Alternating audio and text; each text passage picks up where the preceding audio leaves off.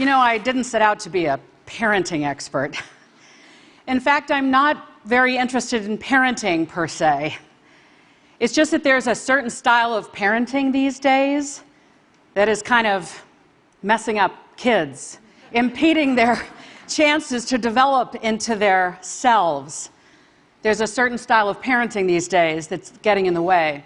I guess what I'm saying is we spend a lot of time being very concerned about parents who aren't involved enough in the lives of their kids and their education or their upbringing, and rightly so. But at the other end of the spectrum, there's a lot of harm going on there as well, where parents feel a kid can't be successful unless the parent is protecting and preventing at every turn, and hovering over every happening, and micromanaging every moment, and steering their kid towards some small subset of colleges and careers.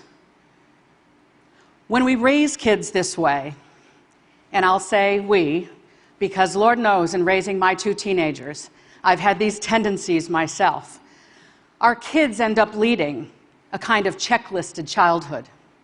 And here's what the checklisted childhood looks like.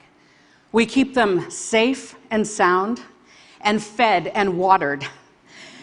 And then we want to be sure they go to the right schools, but not just that they're in the right classes at the right schools, and that they get the right grades in the right classes in the right schools. But not just the grades, the scores. And not just the grades and scores, but the accolades and the awards, and the sports and the activities and the leadership. We tell our kids, don't just join a club, start a club, because colleges want to see that. And check the box for community service. I mean, show the colleges you care about others. And all of this is done to some hoped-for degree of perfection. We expect our kids to perform at a level of perfection we were never asked to perform at ourselves. And so because so much is required, we think, well then of course we parents have to argue with every teacher and principal and coach and referee and act like our kids' concierge and personal handler and secretary. And then with our kids, our precious kids, we spend so much time nudging, cajoling, hinting, helping, haggling, nagging as the case may be, to be sure they're not screwing up, not closing doors, not ruining their future, some hoped-for admission to a tiny handful of colleges that deny almost every applicant. And here's what it feels like to be a kid in this checklisted childhood. First of all, there's no time for free play. There's no room in the afternoons because everything has to be enriching, we think. It's as if every piece of homework, every quiz, every activity is a make or break moment for this future we have in mind for them. And we absolve them of helping out around the house. And we even absolve them of getting enough sleep as long as they're checking off the items on their checklist. And in the checklisted childhood, we say we just want them to be happy. But when they come home from school, what we ask about all too often first is their homework and their grades. And they see in our faces that our approval, that our love, that their very worth comes from A's. And then we walk alongside them and offer clucking praise like a trainer at the Westminster Dog Show.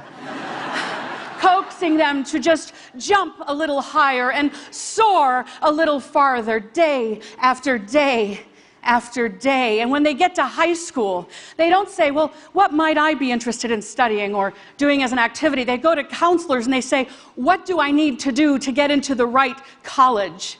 And then when the grades start to roll in high school and they're getting some B's, or God forbid, some C's, they frantically text their friends and say, has anyone ever gotten into the right college with these grades?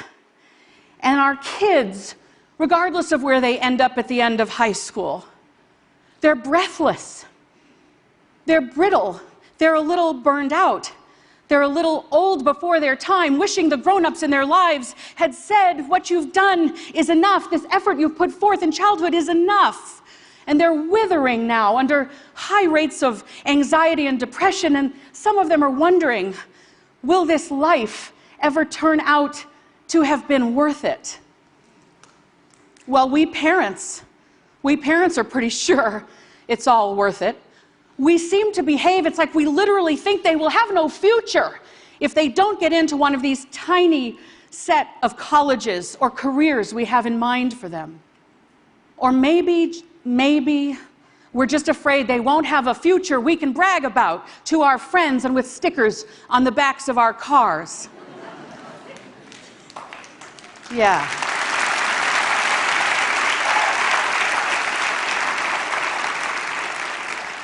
But if you look at what we've done, if you have the courage to really look at it, you'll see that not only do our kids think their worth comes from grades and scores, but that when we live right up inside their precious developing minds all the time, like our very own version of the movie Being John Malkovich, we send our children the message, hey kid, I don't think you can actually achieve any of this without me.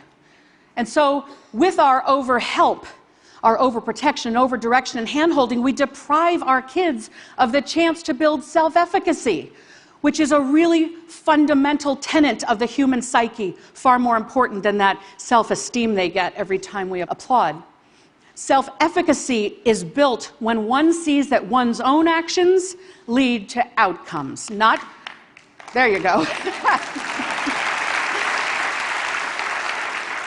Not one's parents' actions on one's behalf, but when one's own actions lead to outcomes. So simply put, if our children are to develop self-efficacy, and they must, then they have to do a whole lot more of the thinking, planning, deciding, doing, hoping, coping, trial and error, dreaming and experiencing of life for themselves. Now, am I saying every kid is hardworking and motivated and doesn't need a parent's involvement or interest in their lives and we should just back off and let go? Hell no. That is not what I'm saying. What I'm saying is when we treat grades and scores and accolades and awards as the purpose of childhood, all in furtherance of some hoped-for admission to a tiny number of colleges or entrance to a small number of careers, that's too narrow a definition of success for our kids. And even though we might help them achieve some short-term wins by overhelping, like they get a better grade if we help with do their homework, they might end up with a longer childhood resume when we help. What I'm saying is that all of this comes at a long-term cost to their sense of self. What I'm saying is we should be less concerned with a specific set of colleges they might be able to apply to or might get into, and far more concerned that they have the habits, the mindset, the skill set, the wellness to be successful wherever they go. What I'm saying is our kids need us to be a little less obsessed with grades and scores and a whole lot more interested in childhood providing a foundation for their success built on things like love and chores.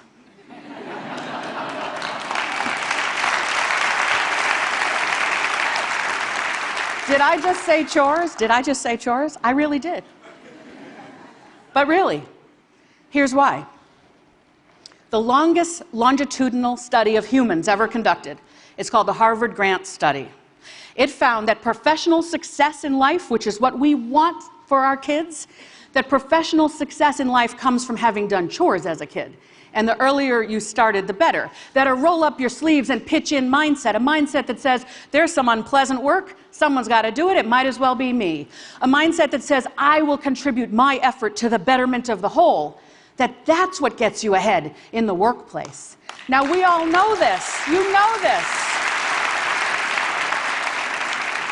We all know this. And yet, in the checklisted childhood, we absolve our kids of doing the work of chores around the house. And then they end up as young adults in the workplace, still waiting for a checklist. But it doesn't exist. And more importantly, lacking the impulse, the instinct to roll up their sleeves and pitch in and look around and wonder, how can I be useful to my colleagues? How can I anticipate a few steps ahead to what my boss might need? A second very important finding from the Harvard Grant Study said that happiness in life comes from love. Not love of work, love of humans. Our spouse, our partner, our friends, our family. So childhood needs to teach our kids how to love, and they can't love others if they don't first love themselves, and they won't love themselves if we can't offer them unconditional love. Right. And so, instead of being obsessed with grades and scores when they come home, when our precious offspring come home from school or we come home from work, we need to close our technology, put away our phones, and look them in the eye and let them see the joy that fills our faces when we see our child for the first time in a few hours. And then we have to say, "How was your day? What did you like about today?" And when your teenage daughter says lunch, like mine did, and I want to hear about the math test, not lunch, you have to still take an interest in lunch. You got to say, "What was great about lunch today?" They need to know they matter to us as humans, not because of their GPA. All right, so you're thinking, chores and love, that sounds all well and good, but give me a break. The colleges want to see top scores and grades and accolades and awards, and I'm going to tell you, sorta. The very biggest brand name schools are asking that of our young adults. But here's the good news. Contrary to what the college rankings racket would have us believe,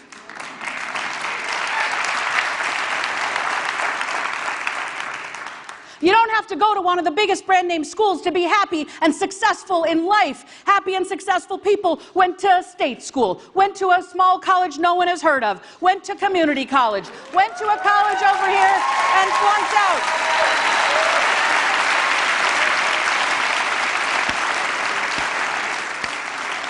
The evidence is in this room, is in our communities, that this is the truth. And if we could widen our blinders and be willing to look at a few more colleges, maybe remove our own egos from the equation, we could accept and embrace this truth and then realize it is hardly the end of the world if our kids don't go to one of those big brand name schools.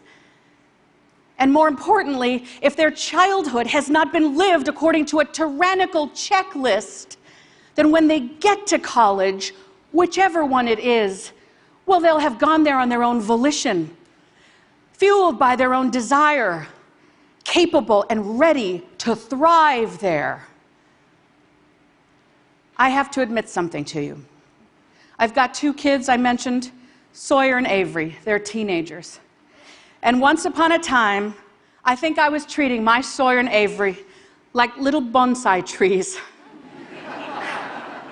that I was going to carefully clip and prune and shape into some perfect form of a human that might just be perfect enough to warrant them admission to one of the most highly selective colleges. But I've come to realize, after working with thousands of other people's kids and raising two kids of my own, my kids aren't bonsai trees. They're wildflowers of an unknown genus and species. And it's my job to provide a nourishing environment, to strengthen them through chores, and to love them so they can love others and receive love. And the college, the major, the career, that's up to them. My job is not to make them become what I would have them become, but to support them in becoming their glorious selves. Thank you. Thank you. Thank you.